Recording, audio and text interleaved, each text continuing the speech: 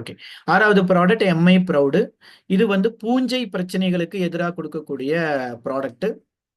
அப்போ பூஞ்சை பிரச்சனை அப்படின்னாலே மெயினா வந்துட்டு அழுகல் பிரச்சனை இல்லாட்டி கருகல் பிரச்சனை. நீங்க எங்கெல்லாம் வந்துட்டு இது அழுகல் அப்படின்னு சொல்லி பாக்குறீங்களோ அங்கெல்லாம் அது பூஞ்சை பிரச்சனை அப்படின்னு மனசுல வச்சுக்கோங்க. கருகல் அப்படின்னு எங்கெல்லாம் கேள்விப்படுறீங்களோ அது எல்லாமே வந்துட்டு பூஞ்சை பிரச்சனை தான். அப்ப அழுகல் கருகல் அப்படின்னா அது பூஞ்சை பிரச்சனை. அப்போ பூஞ்சை பிரச்சனை அப்படின்னா அதுக்கு எம்ஐ ப்ரௌட், நம்மளோட எம்ஐ ப்ரௌடு கொடுக்கணும். எக்ஸலண்டான ரிசல்ட். இன்னைக்கு வரைக்கும் 100க்கு 100% ரிசல்ட் அப்படின்னா எம்ஐ ப்ரௌட சொல்லலாம். ஏன்னா மார்க்கெட்ல பூஞ்சை பல கிட்டத்தட்ட 6000 விதமான பூஞ்சைகள் இருக்குன்னு எல்லாம் சொல்றாங்க.